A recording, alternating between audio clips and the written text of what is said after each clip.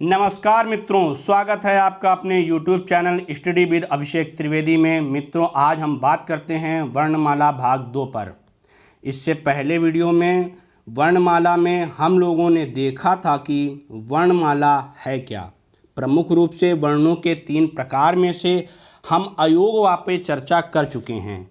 आज हम बात करते हैं स्वर पर कि स्वर क्या है, इसकी उत्पत्ति कैसे हुई। इन सभी बातों पर जो मित्र मेरा ये वीडियो देख रहे हैं उनसे अनुरोध करूंगा कि वर्णमाला को अच्छे से समझने के लिए इसका पहला वीडियो अवश्य देखें। और हाँ मित्रों, एक अच्छी तैयारी के लिए आप इसे नोट डाउन अवश्य करते चलें। तो चलिए स्टार्ट करते हैं वर्णमाला भाग 2।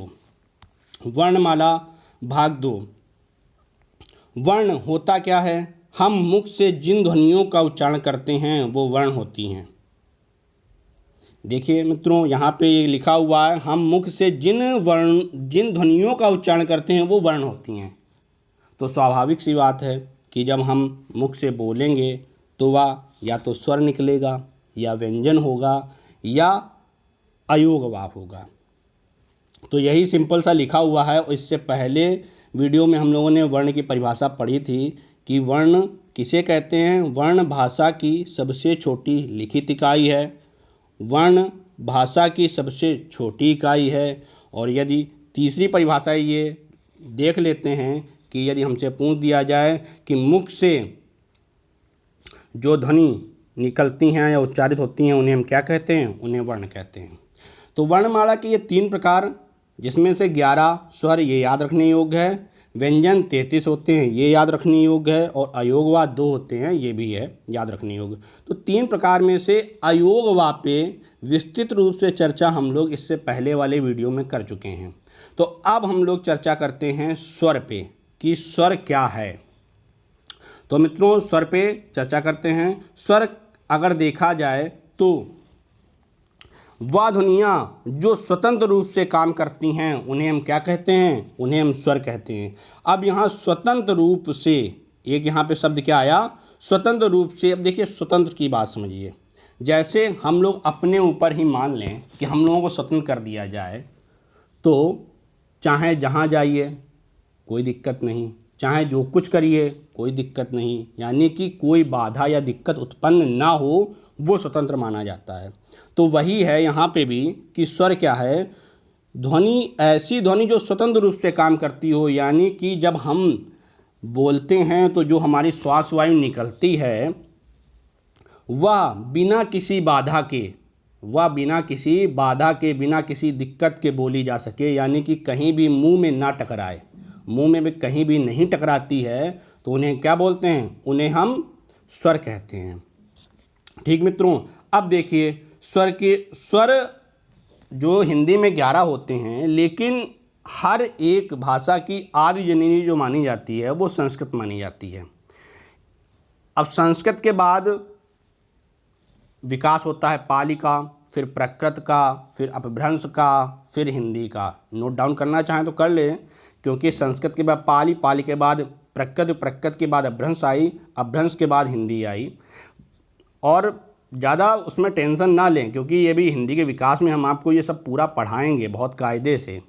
ठीक है कि पाली को प्रथम प्राकृत कहते हैं।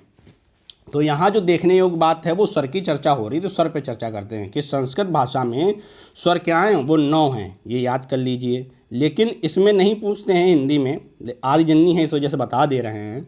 अब बात करते हैं पाली पे। तो पाली में स्वर की संख्या कितनी है? 10 है। अब अपभ्रंश में कहें स्वर की संख्या तो 8 है, और हिंदी में स्वर की संख्या क्या है? 11 है। तो हम बात कर रहे हैं हिंदी वर्णमाला की, तो इसमें देखते हैं हिंदी वर्णमाला में 11 कौन कौन से होते हैं। तो हिंदी वर्णमाला में जो 11 हैं वो आपके स्क्रीन के सामने लिखे हुए हैं। छोटा, बड़ा, छोटी, बड़ी, छोटा ऊ, बड़ा ऊ, री, ए, ऐ, ओ और औ, ये 11 जो स्वर हैं वो हिंदी के स्वर हैं। अब मित्रों, यहाँ आप लोग देख रहे होंगे कि ये विजाति लिखा हुआ है, सजाति लिखा हुआ है, अकवर्ण लिखा हुआ है, अचवर्ण लिखा हुआ है। तो होता ये है कि कभी कभी पूछ देते हैं कि अकवर्ण क्या है, अकवर्ण की संख्या कितनी है, या अचवर्ण की संख्या कितनी है। तो बहुत ही इजी है, इसे देखते हैं क्या है कि अकवर्ण, अकवर्ण याद कैसे करना है। देखिए आ से चालू हुआ है तो इसको क्या है, अकवर्ण हो गया, अकवर्ण। और ये कहाँ तक चलेगा, जब तक ए नहीं आएगा। अब ए को क्या कर लेते हैं, इसको कह लेते हैं एच वर्ण। तो अकवर्ण की संख्या आ से लेकर री तक ये कितनी है, ये 7 है। दोस्तों इस क्रम को याद कर लीजिए क्योंकि ये क्रम बहुत काम आएगा, छोटा बड़ा, छोटी बड़ी, छोटा ऊ बड़ा ऊ और री। तो ये अकवर्ण की संख्या क्या है, ये 7 है। और अचवर्ण क्या है, इनकी संख्या 4 हो गई। तो अकवर्ण और अचवर्ण आपके समझ में आ गया होगा। लेकिन यहाँ पे और एक चीज़ लिखी हुई है कि विजातीय और सजातीय। क्या लिखा हुआ है, विजातीय और सजातीय। तो पहले बात करते हैं सजाती पे।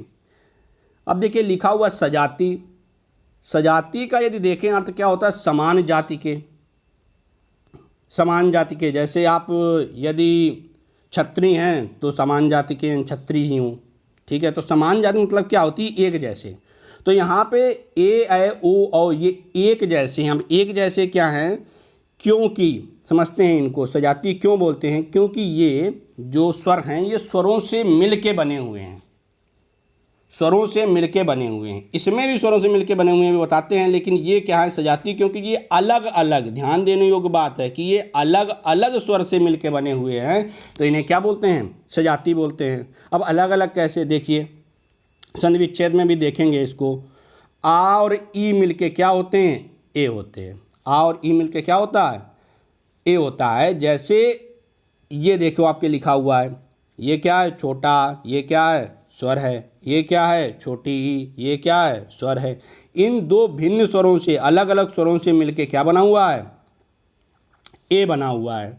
तो यहाँ पे हम देखते हैं कि ये क्या है, अलग अलग स्वर से मिलके बना हुआ है। अब देखिए ए के बाद ए की बात करते हैं, तो छोटा प्लस ए मिलके क्या बनाएगा, ए बनाएगा। तो ये क्या है, ये भी अलग भिन्न स्वर है और ये भी क्या है, भिन्न स्वर है।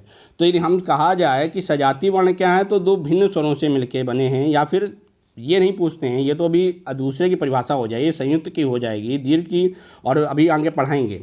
लेकिन सजाती के मतलब ये समझ लें कि जो एक जाति के हैं, यानी कि भिन्न भिन्न स्वरों से मिलकर बने हैं, वो क्या होते हैं, वो सजाती होते हैं, ठीक है। अब बात करते हैं विजाती। विजाती मतलब होता है अलग अलग जाति के। विजाती मतलब क्या होता है, अलग अलग जाति के।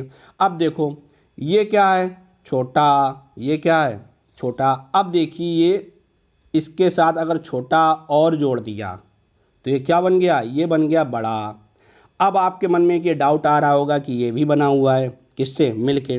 तो देखो मित्रों, जैसे घर की बात होती है, अगर दो घर पे आदमी लड़े, ठीक है, तो उसको लड़ाई नहीं कहते हैं। वही है यहाँ पे भी कि यदि दो छोटे भाई मिलके यदि बड़ा भाई एक बना रहे हैं, दो छोटा आ मिलके यदि बड़ा आ बना रहे हैं, तो क्या है, उनकी जाति अलग है। और ये क्या है, सजाती, जो अलग अलग स्वर से मिलके बने हैं, तो इनकी जाति क्या हो गई, ये अलग हो गई, तो ये सजाती बोले जाते हैं। लेकिन ये क्या है, ये विजाती ही बोले जाते हैं।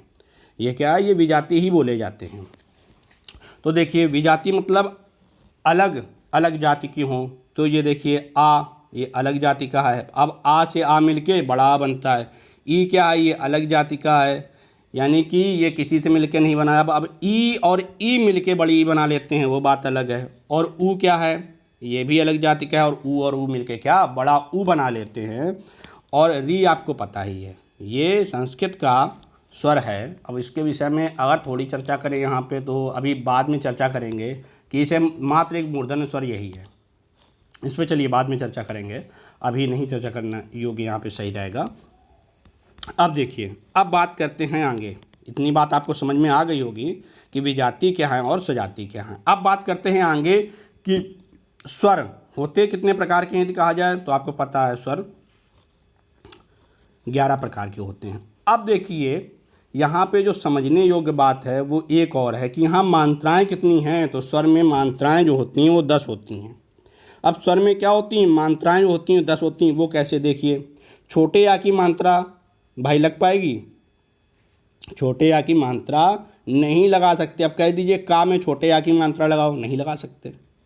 अगर छोटे आ को छोड़ के कह दिया जाए कि बड़े आ की मात्रा लगाओ, छोटी ई की मात्रा लगाओ, बड़ी ई की मात्रा लगाओ, छोटे ऊ की मात्रा लगाओ, री की मात्रा लगाओ, ए की मात्रा लगाओ, ए की मात्रा लगाओ और औ की मात्रा लगाओ तो आप सबकी मात्रा लगा लेंगे। तो यानी कि 11 में से 10 स्वरों की क्या होती है, मात्राएं होती हैं, लेकिन एक स्वर की मात्रा नहीं होती। यदि पूछ दिया जाए तो एक स्वर की क्या होती है, मात्रा ही नहीं होती है, वो क्या है, छोटा आ है। तो यहीं से ये उठ के आया है कि यदि पूछा जाए स्वर में मात्राएं कितनी हैं, तो मात्राएं सिर्फ कितनी होती हैं, 10 होती हैं। और स्वर के यदि कहा जाए प्रकार कितने होते हैं, तो वो 11 होते हैं। अब यहाँ पे एक चीज़ इसी जगह और समझ लेते हैं कि यदि आपसे पूछा जाए स्वर के रूप कितने होते हैं, तो स्वर के 2 रूप होते हैं। स्वर के 2 रूप होते हैं। 2 रूप कौन कौन से, एक होता है ये मूल रूप, इसको क्या कहते हैं, मूल रूप। और ये क्या होता है, ये होता है मात्रा रूप।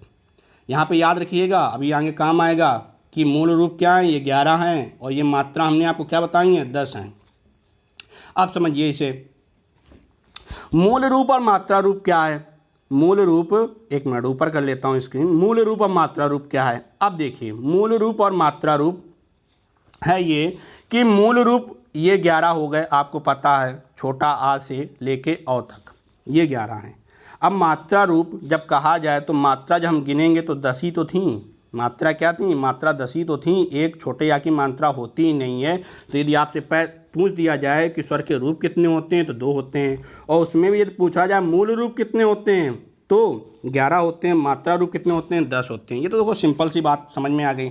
अब देखो ये क्या है, हमने कहा अभिषेक, तो यहाँ पे आ क्या है, ये मूल रूप में आया। स्वर 2 रूप से आता है, एक ये आ गया मूल रूप से। अब भाव में कहा जाए ये क्या है, छोटी ई की मात्रा लगी है, तो ये क्या है, ये मात्रा रूप है। ये स्वर का क्या है, ये मात्रा रूप है। तो अब आपको समझ में आ गया होगा कि मूल रूप क्या होता है और मात्रा रूप क्या होता है। ठीक मित्रों, अब बात करते हैं आगे कि उत्पत्ति के आधार पर स्वर के प्रकार। उत्पत्ति के आधार पर स्वर के प्रकार 2 होते हैं। लेकिन मित्रों, इसको समझने से पहले एक चीज़ और समझें, ये कि कभी कभी एग्ज़ाम में करते ये हैं, उत्पत्ति पूछते ही नहीं। अब उत्पत्ति यदि किसी की जाननी है, ठीक है, तो जैसे पेड़ है तो उसको क्या कह देंगे, मूल। मूल मतलब जड़, तुम्हारी जड़ कहाँ है। जैसे कोई नदी है तो उसका कह देंगे तुम्हारा उद्गम स्थान या भी तुम्हारा स्रोत कहाँ पे है। ठीक है, तो ये क्या है, ये इनकी उत्पत्ति की हैं। अब यहाँ पे एक बात और कर लेते हैं कि उत्पत्ति और स्रोत तो हो गया। अब देखिए, जैसे सपोज़ करिए हम लोगों में कहीं लड़ाई होती है तो आदमी क्या कहता है, अरे यार उनका हम इतिहास जानते हैं, है ना, यानी कि हम उनकी उत्पत्ति जानते हैं कि किस घराने से हैं और कितना क्या रहा, कैसे रहा। तो ठीक है, तो अमूमन हम लोग क्या करते हैं, ये इस भाषा का प्रयोग कर लेते हैं। तो वहीं से निकल के आता है, कभी कभी हम लोगों से क्या पूछ लेते हैं, उत्पत्ति पूछी तो आपको पढ़ाया गया है या किताबों में लिखा गया है, तो आप क्या कर देते हैं, उत्पत्ति के आधार पर स्वर के 2 प्रकार आपने बता दिए। लेकिन यदि कह दिया जाता है आपका वहाँ पे स्रोत के आधार पे, तो आप क्या करते हैं, आप टेंशन में आ जाते हैं कि स्रोत तो हमने पढ़ा ही नहीं। तो यदि आपसे आज से उत्पत्ति पूछा जाए, स्रोत पूछा जाए या इतिहास पूछा जाए, तो उनका सबका मतलब एक ही होता है कि उत्पत्ति, स्रोत और इतिहास के आधार पर स्वर के कितने होते हैं, 2 ही प्रकार होते हैं। मित्रों, यहाँ पे एक चीज़ और आपको सामने दिख रही है, इन्हीं छोटी छोटी बातों को ध्यान में रखते हुए चलना है। ये जो आपको दिख रहा है ना, ये क्या है, ये शुद्ध वर्तनी है। कुछ लोग स्रोत ऐसे लिखते होंगे, कुछ लोग स्रोत ऐसे लिखते होंगे, स्रोत, ये स्रोत है। अगर हम लोग कहा जाए स्रोत लिखना है सही, तो स्रोत ऐसे लिखते हैं। आप एक कॉपी बना लीजिए, बीच बीच में जो शुद्ध वर्तनी आएंगी और पूछी जाती हैं वो हम आपको बताते रहेंगे। तो स्रोत यदि कहा जाए कैसे लिखा जाता है शुद्ध, तो ऐसे लिखा जाता है। ठीक है, अब आते हैं अपने टॉपिक पे। तो उत्पत्ति और स्रोत के आधार पे, अच्छा यहाँ पे एक शुद्ध वर्तनी आपको और बता देते हैं कि ह्रस्व कैसे लिखा जाता है। तो ह्रस्व कुछ लोग ऐसे लिखते हैं ह्रस्व, लेकिन यहाँ पे शुद्ध वर्तनी क्या होगी, ह्रस्व। ये शुद्ध वर्तनी के अंतर्गत आता है ह्रस्व। हा आधी फिर रा, हा आधी फिर रा। एक चीज़ यहाँ और क्लियर कर लें, जब बात चली ही है तो एक चीज़ और क्लियर कर लें। जैसे हम लिख रहे हैं, ये क्या लिखा है, द्विज। अब इसमें बताइए ये दा आदि है या वा, ऐसे लिखा हुआ है। सपोज के बाद इतना रखते हैं कि इसमें क्या है, ये दा आदि है या वा आदि है। तो मित्रों यहाँ समझ लीजिए कि यहाँ पे आधी दा प्लस वाह होती है, यानी कि यदि कह दिया जाए कि इसमें क्या है, इसका संधि विच्छेद कीजिए, तो ये क्या होगा, आधी दा होती है। संधि विच्छेद पे इन सारी बातों पे चर्चा होगी। ठीक है, अब यहाँ पे आया, टॉपिक था तो हमने बता दिया। अब चलिए अपने टॉपिक पे आते हैं। तो उत्पत्ति, स्रोत और इतिहास के आधार पर यदि पूछा जाए स्वर के प्रकार, तो दो होते हैं। कौन कौन से, ह्रस्व स्वर और संधि स्वर। ह्रस्व स्वर और संधि स्वर। अब ह्रस्व को हम क्या बोल देते हैं, मूल बोल देते हैं, जड़ बोल देते हैं। मूल यानी कि ह्रस्व स्वर को हम क्या बोलते हैं, मूल स्वर बोल देते हैं। कि इन सभी स्वरों का मूल स्वर यानी जड़ क्या है, तो देखिए छोटा आ, छोटे आ से मिलके बना क्या, बड़ा आ। ठीक है, तो ये क्या है, ये जड़ है आपकी, ये क्या है, ये मूल है। अब देखिए दूसरी जड़, ये क्या है, छोटी ई। अब छोटा आ और छोटी ई मिलके क्या बन रहे हैं, ए बन रहे हैं। ये क्या है, ये आपकी जड़ है। अब बात करते हैं ऊ पे। तो देखिए मित्रों, ऊ पे यदि जब बात करते हैं तो छोटा आ प्लस ऊ, ये क्या हो जाएगा, ये ओ हो जाएगा। तो ऊ क्या हो गया, ये आपकी जड़ है। ये आपकी क्या है, ये जड़ है। तो यदि हम बात करें ह्रस्व स्वर की और मूल स्वर की, तो आपको समझ में आ गया मूल क्या है। अब ह्रस्व, यहाँ पे ह्रस्व क्यों बोला गया, ह्रस्व मतलब जिसका ह्रास ना हो सके, यानी जिसके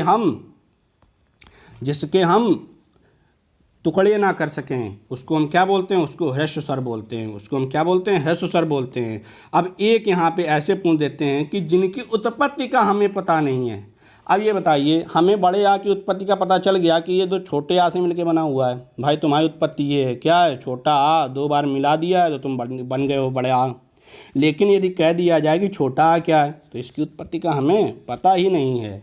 तो हम कहेंगे वे स्वर जिनकी उत्पत्ति का हमें पता नहीं होता है या जिनके हम खंड नहीं कर सकते हैं, उनको हम क्या कहते हैं, उनको ह्रस्व स्वर कहते हैं। और ये मात्र और मात्र क्या है, चार ही होते हैं। इनकी संख्या मित्रों याद रखना है, बहुत बार पूछते हैं कि मूल स्वर ह्रस्व स्वर की संख्या कितनी है, तो चार होती है।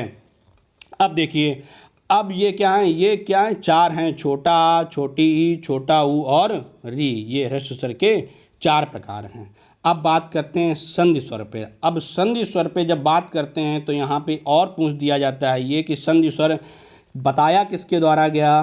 तो यहाँ पे याद रखने योग्य बात है, या याद रख लेते हैं कि आचार्य किशोरी दास वाजपेयी द्वारा ये बताया गया था कि संधि स्वर के क्या होते हैं, दो प्रकार होते हैं, एक संयुक्त और एक ये दीर्घ। अब संधि स्वर होते क्या हैं, देखिए चार तो निकल गए ह्रस्व में, तो जो बच्चे वो क्या हो गए, चार निकल गए ह्रस्व में। अब जो बच्चे वो क्या हो गए, वो हो गए संधि स्वर, वो हो गए संधि स्वर। तो बच्चे क्या, बच्चे सात, ये हो गए संधि स्वर। लेकिन संधि स्वर में को भी दो भागों में बांटा गया है, एक संयुक्त और दूसरा दीर्घ। एक संयुक्त स्वर और दूसरा दीर्घ। तो बात करते हैं पहले वाले पे कि संयुक्त स्वर क्या है। बात करते हैं पहले वाले पे कि संयुक्त स्वर क्या है। तो संयुक्त स्वर ऐसे स्वर, बात कर चुके हैं ऊपर कि संयुक्त स्वर ऐसे स्वर क्या होते हैं जो दो भिन्न स्वरों से मिलके बने हुए हैं। छोटा आ प्लस छोटी ई बराबर ए। आप यही समझिए, नीचे जो लिखा हुआ है ये मैंने इस वजह से लिख दिया है कि यदि किसी भी चीज़ पर बार बार निगाह पड़े तो वो याद हो जाता है। तो यहाँ पे मैंने इस वजह से लिख दिया क्योंकि ये चीज़ें आपको क्या हैं, ये चीज़ें आपको संधि में बहुत काम आएंगी। जिसमें देखिए छोटा छोटी मिलके क्या बन गया, ए बनता है। अब यहीं पे ये भी लिखा हुआ है छोटा आ और बड़ी ई, ये जो लिखा हुआ है ये बड़ी ई मिलके क्या बनता है, ये ए बनता है। बस यही लिखा हुआ है, तो उसी को हमने लिख दिया है कि छोटा आ, उसी को हमने क्या लिख दिया है, छोटा आ और छोटी ई ए होता है। ठीक है, अब ऐसे ही ए को लिखा हुआ है छोटा आ, समझ लीजिए थोड़ा सा, छोटा आ और ए मिलके क्या होता है, ए होता है। अब छोटा आ की जगह यदि बड़ा आ जाए और ए आ जाए तब भी क्या होगा, ए आ जाए तब भी क्या होगा, ए होगा। ठीक है, अब देखिए छोटा आ के साथ चाहे ए आ जाए तब भी क्या होगा, ए ही होगा। तो यही लिखा हुआ है मित्रों। तो यहाँ समझने को मात्र इतनी बात है कि संयुक्त स्वर किसे कहते हैं। तो जो दो भिन्न स्वर मिलते हैं उन्हें हम क्या कहते हैं, उन्हें हम कहते हैं संयुक्त स्वर। ये क्या है, ये भिन्न स्वर है। छोटा एक अलग स्वर है, छोटी ये क्या है, अलग स्वर है। इनकी संख्या याद करना होता है बस, कि पूछ देता है संयुक्त स्वर की संख्या कितनी है, तो संयुक्त स्वर की संख्या कितनी होती है, 4 होती है। अब बात करते हैं जो किशोरी दास वाजपेयी जी ने बताया था, किशोरी दास वाजपेयी जी ने हमें बताया कि दीर्घ स्वर, किसकी बात करते हैं, दीर्घ स्वर की। दीर्घ स्वर क्या है, तो दीर्घ स्वर में बात करते हैं कि दीर्घ स्वर ऐसे स्वर जो स्वरों से मिलकर बने हैं। अगर हम लोगों से सही मायने में कहा जाए या पूछा जाए तो दीर्घ अभिसंधि में जब बात करेंगे तो जब दो समान स्वर मिलते हैं तब क्या होता है, दीर्घ होता है। जैसे छोटा, छोटा क्या, बड़ा। दीर्घ मतलब बड़ा, और जिसके उच्चारण में या कहने में हमें बड़ा कहने की जरूरत पड़े वो क्या होते हैं, दीर्घ होते हैं। यहाँ पे मित्रों देखो सामने लिखा हुआ 3 और 7, इसे भी बताते हैं क्या है।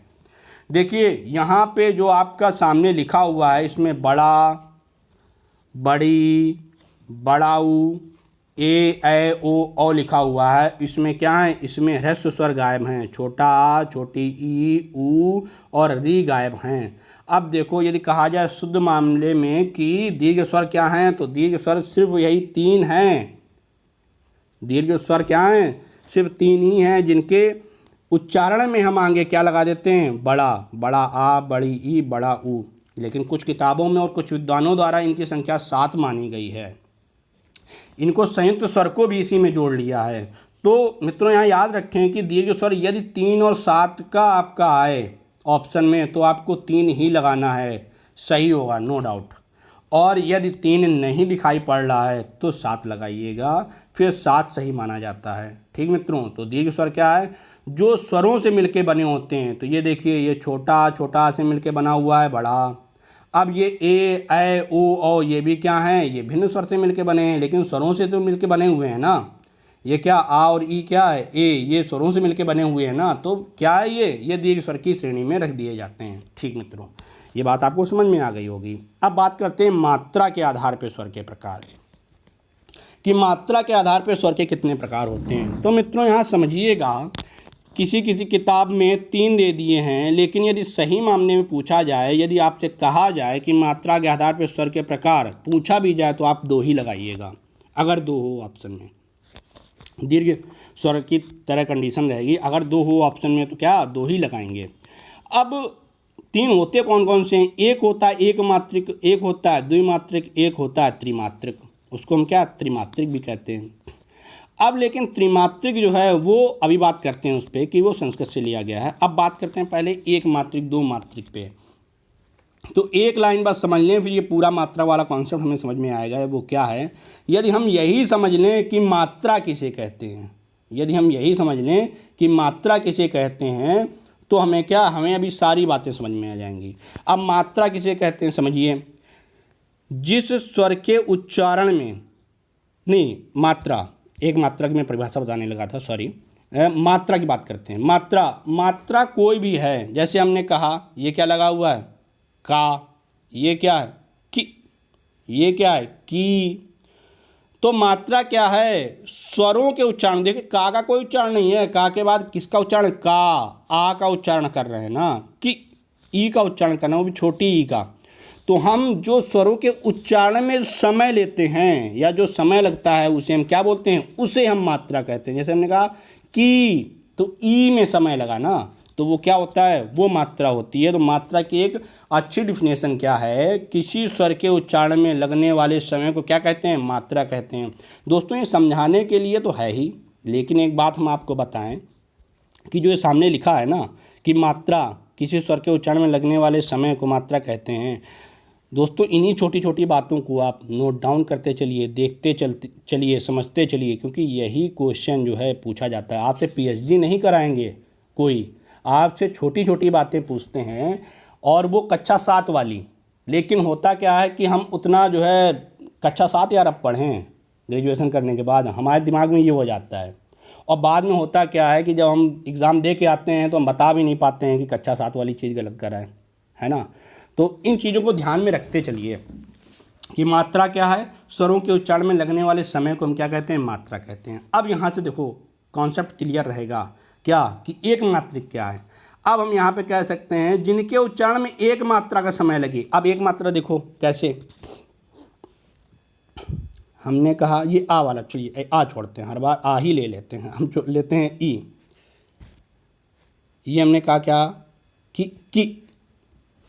ये क्या है कि छोटी ई, ये क्या है एक मात्रा का समय लगा। अब इसी को हम क्या कहें की, तो क्या ये है क्या बड़ी ई की मात्रा है, तो बड़ी ई किससे मिलके बनती है छोटी ई, और छोटी ई से मिलके बनती है बड़ी ई। तो यहाँ पे एक मात्रा तो ये हो गई और दूसरी मात्रा क्या हो गई, दूसरी मात्रा हो गई ये छोटी ई। तो दो छोटी ई मिलके क्या बना रही हैं, बड़ी ई में बना रही हैं। यदि हमसे कहा जाए बड़ी ई में कितनी मात्राएं हैं, तो बड़ी ई में दो मात्राएं हैं। बात समझ में आ गई ना आपको कि बड़ी ई में क्या है, दो मात्राएं हैं। ऐसे ही ले लें छोटा ऊ, छोटा ऊ तो क्या हो जाएगा बड़ा ऊ। अब कहा जाए बड़ा ऊ में कौन सी कितनी मात्राएं हैं, तो दो मात्राएं हैं, छोटा ऊ और छोटा ऊ। ठीक मित्रों, तो ये आपको समझ में आ गया होगा कि एक मात्रिक क्या होता है, द्विमात्रिक क्या होता है। तो एक मात्रिक जिनके उच्चारण में एक मात्रा का समय लगे, छोटा, छोटी, छोटा ऊ, री, और जिनके उच्चारण में दो मात्रा का समय लगे उनको क्या बोलते हैं, हम द्विमात्रिक बोलते हैं। वही कॉन्सेप्ट है कि बड़ा छोटा और छोटा मिलके क्या बना हुआ है बड़ा, और एक इससे मिलके बना हुआ है आ और ई से। ठीक है मित्रों, तो ये क्या है, ये एक मात्रा और दो मात्राएं, ये दो मात्राओं से मिलके क्या ए बना हुआ है। ये स्वर एक जरूर है लेकिन मात्राएं कितनी हैं इसमें, दो हैं। तो जिनके उच्चारण में एक का समय लगे वह एक मात्रिक, जिनके उच्चारण में दो का समय लगे वो दो मात्रिक। अब इनकी संख्या याद कर लीजिएगा, एक मात्रिक कहा जाए कितनी होती है, तो एक मात्रिक 4 होते हैं और द्विमात्रिक कितने होते हैं, द्विमात्रिक 7 होते हैं। ठीक, अब बात करते हैं त्रिमात्रिक पे। त्रिमात्रिक को ही हम लिख के आ जाता है कहीं कहीं कि प्युत स्वर बोलते हैं या प्लुत स्वर बोलते हैं। अब प्युत स्वर या प्लुत स्वर ये यदि हम संस्कृत भाषा आपको पढ़ाएं तो उसे कायदे से समझाएं। ठीक है, तो यहाँ समझने वो इतना नहीं है क्योंकि आप हिंदी पढ़ रहे हैं। तो त्रिमात्रिक को ये समझिए कि प्युत और प्लुत स्वर भी कहते हैं। अब जो समझने योग्य वो समझा दे रहे हैं इसमें कि त्रिमात्रिक मतलब जिसमें तीन मात्रा का समय लगे, एक मात्रिक एक मात्रा, द्विमात्रिक दो मात्रा, त्रिमात्रिक तीन मात्रा। त्रिमात्रा जब हम किसी का उच्चारण करते हैं, जैसे हमने कहा जैसे रामलीला होती है, तो रामलीला में जो परशुराम का पाठ होता है, तो परशुराम जी जब सुबह पाठ करते हैं तो देखिए रुक जाते हैं, ई कह के रुक जाते हैं ना, तो वो क्या है वो बढ़ाते चले जाते हैं ई, यहाँ पे ई ऐसे। अब जैसे हम ओम का उच्चारण करते हैं तो क्या करते हैं ओम, ओम का उच्चारण ऐसे करते हैं ना, तो ये क्या है, ये बता रहा है कि हम मात्रा को क्या खींच रहे हैं, मात्रा को क्या बढ़ा रहे हैं। अब देखिए जो ये सिंबल है इसको क्या कहते हैं, इसको हम कहते हैं अवग्रह। यदि किसी ओ के आगे ओम ऐसे लगा हुआ है तो ये क्या है, ये अवग्रह है, यानी कि हमें क्या है, हमें ध्वनि को खींचना है, ओम ऐसे करना है। ठीक है, तो यही है। तो ये मंत्र ये सब क्या है, ये संस्कृत में ही काम आते हैं। इस वजह से यदि ये कहा जाए ये कौन सी मात्रा है तो आप समझ में आ गया होगा आपको कि त्रिमात्रिक संस्कृत की मात्रा है। यदि आपसे पूछा जाए मात्रा के आधार पर स्वर के प्रकार तो बताने दो ही हैं, लेकिन यदि प्लुत स्वर और प्लुत स्वर पूछ दिया जाए क्या होता है तो वो त्रिमात्रिक होता है। और इसका एक बहुत ही सिंपल सा उदाहरण जो हमेशा पूछा जाता है ओम। ठीक है, ओम क्या है, ये त्रिमात्रिक का उदाहरण है। ठीक मित्रों, अब बात करते हैं आगे जीभ के उठने और गिरने के आधार पे स्वर के प्रकार। जीभ के उठने और गिरने के आधार पे स्वर के प्रकार। अब देखिए जीभ के उठने और गिरने के आधार पे, अब जीभ के आधार पे तीन होते हैं, अग्र स्वर, मध्य स्वर, पश्च स्वर। अब अग्र स्वर क्या होता है, मध्य स्वर क्या होता है, पश्च स्वर क्या होता है। तो अग्र स्वर होता है जो जीभ के आगे वाले भाग से बोला जाए, मध्य स्वर होता है जो बीच से बोला जाए, पश्च स्वर होता है जो पीछे से बोला जाए, यानी जीभ के पीछे वाले भाग से बोला जाए। तो मित्रों यहाँ एक चीज़ और समझने वाली ये है कि अग्र स्वर क्या होते हैं, मध्य क्या होते हैं, पश्च क्या होते हैं। देखिए एक सिंपल सा है जो याद कर लीजिए आप कि मध्य स्वर क्या है, मध्य भाग से छोटा आ बोला जाता है। ठीक है मित्रों, इसे बस दिमाग में बैठा लीजिए, मध्य भाग से छोटा आ बोला जाता है। अब पश्च स्वर क्या है, पश्च स्वर बड़ा आ, छोटा ऊ, बड़ा ऊ, ओ और औ। अब इसको देखो याद कैसे करेंगे, देखो छोटा आ आपने बैठा लिया दिमाग में कि मध्य स्वर है, इसके बाद जो इस आकृति से, ऊ की आकृति से देखिए आ भी बनता है, ऊ भी बनता है, ओ भी बनता है। तो ये क्या है, इस आकृति से जो भी आपके स्वर बन रहे हैं वो सारे के सारे पश्च स्वर होते हैं, और बाकी जो बचे वो क्या होते हैं, वो अग्र स्वर होते हैं। ठीक मित्रों, इसको ऐसे याद कर लीजिए, वो ज़्यादा सही रहेगा। ठीक, फिर आपके सामने लिखा है, जैसे आपको सुविधा हो आप याद कर लीजिए। ठीक है, इम्पॉर्टेंट है, आपको याद करना ही करना है। अब देखिए, मुख के खुलने और बंद होने के आधार पे स्वर के प्रकार तो पूछा जाए तो मुख के खुलने और बंद होने के आधार पे स्वर के 4 प्रकार होते हैं। एक होता है विवृत्त, एक होता है अर्धविवृत्त, एक होता है संवृत्त और एक होता है अर्ध संवृत्त।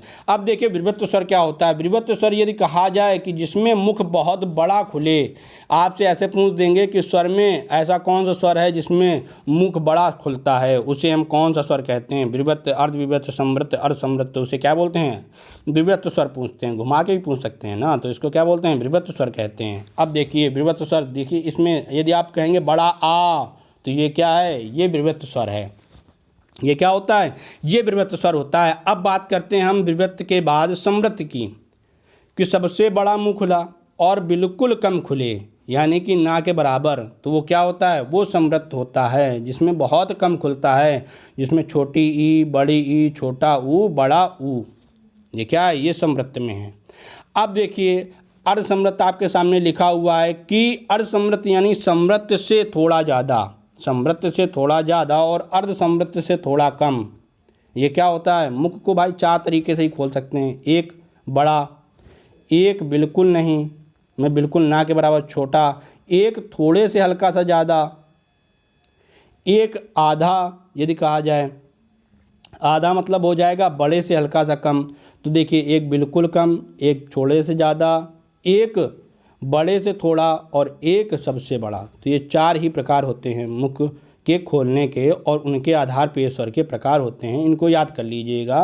विवृत्त क्या होते हैं, बड़ा। आओ, इसमें और कुछ बताने लायक नहीं है, बस यही था कि विवृत्त किसे कहते हैं जिसमें मुख बड़ा खुले, संवृत्त किसे कहते हैं, अर्ध संवृत्त किसे कहते हैं, ये हमने आपको बता दिया। अब बात करते हैं ओष्ठों के आधार पे। तो देखिए ये ईजी है। ओष्ठों के आधार पे सिर्फ 2 ही प्रकार होते हैं, वृत्ताकार और अवृत्ताकार। वृत्ताकार जिसमें मुंह छोटा मतलब गोल खुले, गोल। तो देखिए छोटा ऊ, यदि आप बोले ऊ ऊ, छोटा ऊ बोले ना, छोटा ऊ, बड़ा ऊ, है ना, ऐसे बोले हैं, तो देखिए ऊ बोलने में क्या है, गोल टाइप का मुंह बन जाता है, तो वो क्या है, वृत्ताकार। वृत्ताकार मतलब गोल मुंह बन जाए, ओंठों की स्थिति कैसी हो जाए, गोल हो जाए, तो वो क्या होते हैं, वो वृत्ताकार स्वर होते हैं। अब अवृत्ताकार जिसमें कि गोल मुंह ना रहे, वृत्त के तरीके से मुंह ना रहे, वो क्या होता है, वो अवृत्ताकार हो जाता है। ठीक मित्रों, अब बात करते हैं अर्ध स्वर की। एक अर्ध स्वर आता है, यहाँ समझने योग्य है बात कि अर्ध स्वर क्या होता है। वो देखिए आपको याद करने योग्य बात थी, तो आप याद करिएगा। अब अर्ध स्वर जो समझाने योग्य है वो हम समझा देते हैं। अर्ध स्वर को ही हम क्या बोलते हैं, अर्ध स्वर को ही हम दूसरी भाषा में पूछ लेते हैं कि संघर्षहीन सब प्रवाह, संघर्षहीन ध्वनियाँ कौन सी हैं। तो संघर्षहीन सब प्रवाह किसे कहते हैं, तो अर्ध स्वर को ही हम संघर्षहीन सब प्रवाह कहते हैं। अब देखिए आपने पढ़ा होगा या और वाह, ये संघर्षहीन सब प्रवाह अर्ध स्वर के नहीं कहते हैं। आप ये सोचते होंगे कि ये है तो व्यंजन, और इसे अर्ध स्वर क्यों कहते हैं। तो देखिए अब या किससे मिलके बना है, आप या ना बोलिए, आप ई बोलिए, छोटा ई और छोटा आ, आप इसे बोलिए ऐसे या। आप या नहीं बोल रहे हैं, आप क्या बोल रहे हैं, ई के साथ तुरंत बोलिए छोटा या, या, है ना। तो ये क्या, या अपने आप निकलता है, यानी कि आप या नहीं बोलते हैं, आप 2 स्वर ही बोल रहे हैं एक साथ। वो क्या है, वो अर्ध स्वर के अंतर्गत आता है कि ये या जरूर लिखा है, लेकिन इसका उच्चारण क्या होता है, स्वर से होता है। तो ये क्या है, ये आधे स्वर भी हैं।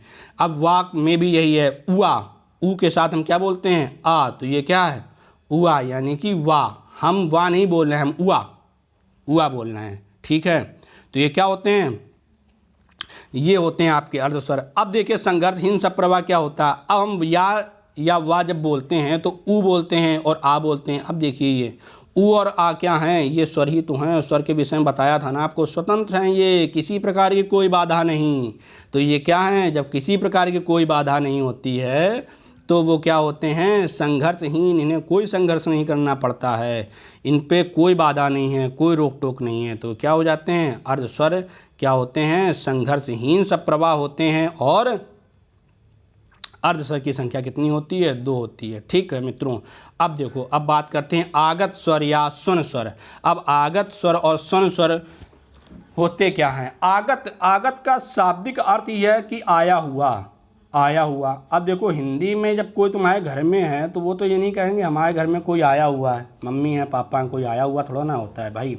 भाई बहन सब ये क्या है, ये घर के आदमी हैं। अब कोई बाहरी आ जाए, सपोज करिए आपका मित्र ही आ जाए, तो क्या हमारा मित्र आया हुआ है ना। तो आगत मतलब क्या होता है, आया हुआ होता है। तो आगत को ही हम क्या बोलते हैं, स्वन स्वर भी बोलते हैं। अब होता क्या है हिंदी वर्णमाला में, हिंदी वर्णमाला में वैसे तो स्वर क्या हैं, ये संस्कृत से उठा लिए गए हैं। ठीक है, 9 में से जो स्वर हैं री आ, ये सब क्या हैं, ये संस्कृत से उठाए हुए स्वर हैं। ठीक, जैसे कि हमारा भारत का संविधान बना हुआ है कहीं आयरलैंड से, अमेरिका से लिया गया है, वैसे हिंदी भाषा में क्या है, ये जो स्वर उठाए गए हैं ये क्या संस्कृत भाषा से उठाए गए हैं, क्योंकि वो हमारी क्या है, आदि जननी है। उसी प्रकार से अब एक इसमें से क्या है, वो अलग से आता है, वो क्या है, इसको बोलते हैं आगत। कि जब हम कोई भी अंग्रेजी शब्द लिखते हैं, डॉक्टर, कॉफ़ी, टॉफ़ी, तो ये क्या, ऑपरेशन, तो ये क्या है, ये हम बोलते हैं अंग्रेजी शब्द। ये शब्द वाला जब चैप्टर इसके बाद पढ़ाएंगे तो आपको बताएंगे कि कौन कहाँ से आया, बाल्टी कहाँ से आई, तौलिया कहाँ से आया, साबुन कहाँ से आया। हम अपने यहाँ का बहुत कम बोलते हैं, अपने यहाँ का बहुत कम बोलते हैं, उनको देसी कहते हैं, वो चर्चा करेंगे। वो जैसे हम लोग जुतारा कहते हैं बाल को, तो ये देसी है, इनकी उत्पत्ति का हमें पता ही नहीं है। लेकिन अगर हम कहें बाल्टी, तो ये क्या है, पुर्तगाली शब्द है, पुर्तगाल से लिया गया है। तो उसी प्रकार से ये क्या है, डॉक्टर, कॉफ़ी, ये क्या है, ये अंग्रेजी शब्द है। अब इन पे जो मात्रा लगती है ये क्या है, ये आगत स्वर है। ठीक है, ये क्या है, आगत स्वर है। तो यहाँ एक बात और, कि यदि कह दिया जाए कि दूसरी भाषा से आए हुए हैं, ठीक है, लेकिन यदि कह दिया जाए कि हिंदी वर्णमाला में जो आगत स्वर है वो कहाँ से आया है, तो वो कहाँ से आया, वो अंग्रेजी भाषा से आया है। इसमें कोई डाउट नहीं आपको रखना चाहिए कि वो कहाँ से आया है, वो अंग्रेजी भाषा से लिया गया है, किसी दूसरी से लिया गया है, संस्कृत से नहीं लिया गया। तो कहाँ से लिया गया, तो अंग्रेजी से लिया गया है। ठीक है, अब मित्रों बात करते हैं हम, अब इसी से मिलता जुलता शब्द है, कभी कभी दे देते हैं स्वर यांत्री ध्वनि, स्वर यांत्री। अब स्वर लगा हुआ है तो यहाँ बता देते हैं कि स्वर यांत्री ध्वनि। स्वर यांत्री ध्वनि को हम क्या करते हैं, स्वर यांत्री ध्वनि का ही, स्वर यांत्री ध्वनि सबको याद हो गया कि हा होता है, तो वो पूछने लगे अलिजीवा, अलिजीवा सबको याद हो गया, तो काकल, या काकल को ही हम क्या बोलते हैं, काकल। तो इनके 4 नाम हैं, और 4 नाम जो ये हैं ये एक ही हैं। ठीक है, तो ये क्या है, ये अगर कह दिया जाए स्वर यांत्री ध्वनि, अलिजीवा, काकल या काकल ध्वनि, तो ये क्या होंगी, ये हा ही होंगी। अब देखिए यहाँ एक लिखा हुआ है हंस वर्ण, हंस वर्ण यदि आपसे कह दिया जाए तो वो भी क्या होता है, हा ही होता है। अब देखिए हंस वर्ण की बात कर रहे हैं, लेकिन हंस पद की बात नहीं कर रहे हैं। जब हम अभी पढ़ेंगे कि ये क्या है, ये प्रश्नवाचक चिन्ह है, जब हम चिन्ह पढ़ेंगे तो ऐसे ही एक हंस पद आता है। हंस पद ये होता है त्रुटिबोधक, कि जैसे हम कुछ भूल गए, यहाँ भूल गया, हमें लिखना है, तो हम क्या करते हैं, यहाँ पे हमने ऐसे किया और यहाँ पे लिख दिया काकल, तो ये क्या हो गया, ये हंस पद है। ये क्या है, ये हंस पद होता है। तो यहाँ हंस पद नहीं है, हंस वर्ण की बात हो रही है। अब देखिए हा आप लोगों ने पढ़ा भी होगा, लेकिन हा के बाद ये क्या, विसर्ग जो है, ये यदि विसर्ग को ऐसे कहें तो ये क्या है, कहा। हम हा का उच्चारण ही तो करते हैं ना विसर्ग में। तो यदि कह दिया जाए स्वर यांत्री, काकल, अलिजीवा, हंस पद, ये सब क्या है, तो एक हा है। किसी किताब में हा, आधा हा भी दिए हुए हैं, तो आधा हा या विसर्ग, ये क्या होते हैं, ये स्वर यांत्री या अलिजीवा या काकल या हंस वर्ण होते हैं। अब देखिए बात करते हैं 12 खड़ी की। यहाँ स्वर की बात हो रही तो इसे भी निपटा लेते हैं कि 12 खड़ी क्या होती है। तो 12 खड़ी होती है स्वर के साथ लिखी गई, स्वर और व्यंजन को एक साथ जो मात्राएं मिलकर लिखी जाती हैं वो क्या होती हैं, 12 खड़ी होती हैं। जो बच्चे स्टेनो पढ़ रहे होंगे उनको पता होगा कि 12 खड़ी क्या होती है। तो 12 खड़ी में हम का, की, कुकू, या इसमें क्या हुआ, स्वर के साथ व्यंजन को लिया गया है। तो ये क्या है, ये 12 खड़ी होती हैं। 12 खड़ी यदि पूछ दिया तो 12 खड़ी में क्या 12 मात्रा होती है। इसमें कंग, कहा ये ले लेते हैं, कंग और कहा भी ले लेते हैं। तो 12 खड़ी में क्या है, मात्राएं हैं जो स्वर के साथ स्वर और व्यंजन एक साथ लिखते हैं। ठीक है मित्रों, तो आशा करता हूँ आपको जो मैंने समझाया पढ़ाया वो आपके समझ में अच्छे से आ गया होगा। आप कमेंट्स में ज़रूर बताएं कि आपको कैसा लगा। हो सके तो इस वीडियो को दोस्तों के साथ लाइक करें, सब्सक्राइब करें और शेयर अवश्य करें। धन्यवाद।